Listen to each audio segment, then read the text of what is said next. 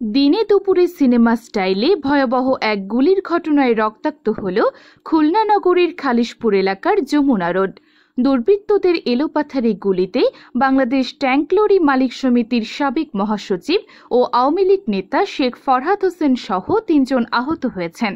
মঙ্গলবার ২৭শে মে বিকেল ৪টার দিকে নগরীর খালিশপুর থানাধীন যমুনা রোডে মেলা গ্যারেজের সামনে ঘটে এই রোমহর্ষক হামলার ঘটনা। আহত ফরহাদ হোসেন খুলনা মহানগর আওয়ামী লীগের ৭ নম্বর ওয়ার্ডের সদস্য এবং উত্তর কাশীপুর এলাকার বাসিন্দা আকমান শেখের ছেলে। গুলিবিদ্ধ অপর দুজন হলেন তার গাড়ি চালক মোহাম্মদ মনিরুল ইসলাম এবং ব্যবস্থাপক মোহাম্মদ সোহেল। প্রত্যক্ষদর্শীদের ভাষ্য অনুযায়ী বিকেলে ফরহাদ হোসেন গাড়িতে করে যাচ্ছিলেন। এ সময় একটি পিকআপ তাদের পথরোধ করে। হঠাৎ পিকআপে থাকা এক ব্যক্তি শর্টগান বের করে গুলি ছোড়ার চেষ্টা করলে চালক তা টের পেয়ে দ্রুত গাড়ি ব্যাক গিয়ারে দিয়ে পালাতে থাকেন। একই সময় মুখোশধারী ৬ জন সন্ত্রাসী ৩টি মোটরসাইকেলে করে তাদের ধাওয়া করে এবং ১ কিলোমিটার জুড়ে গুলি ছুটতে থাকে। ফরহাদ হোসেনের কান, চোখ ও মাথার পাশে ছররা গুলি লাগে। চালক ও ম্যানেজার শরীরে গুলিবিদ্ধ হন। পরে স্থানীয়দের সহায়তায় সবাইকে খুলনা মেডিকেল কলেজ হাসপাতালে ভর্তি করা হয়। বিষয়টি নিশ্চিত করে পুলিশের উপপুলিশ কমিশনার আবুল বাশার মোহাম্মদ আতিকুর রহমান স্থানীয়দের বরাত দিয়ে বলেন, সন্ত্রাসীরা তাদের লক্ষ্য করে ৫-৬টি গুলি করে। তাদের গাড়ির কাচ ভেদ করে ফরহাদ হোসেন, তার ড্রাইভার মনিরুল ইসলাম এবং ম্যানেজার মোহাম্মদ সোহেল আহত হন।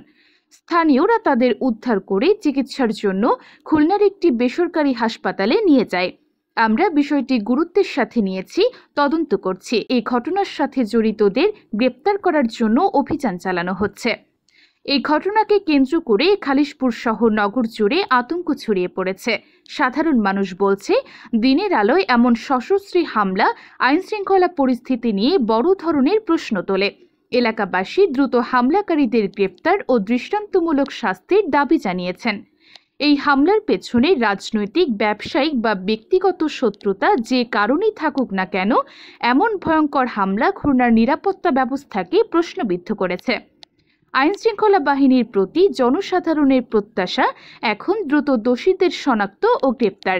যমুনার থেকে আমরা বেরোলে একটা ছোট পিকআপ দিয়ে তেলের লোড সহ তেলের বেরেল ছিল পিকআপে। ওই অবস্থা আমাদের গাড়ি ব্যাট দিলে বাম পাশে একটা লোক বসা ছিল ওই গাড়ির, সে একটা শর্টগান উঠে গুলি করা শুরু করছে।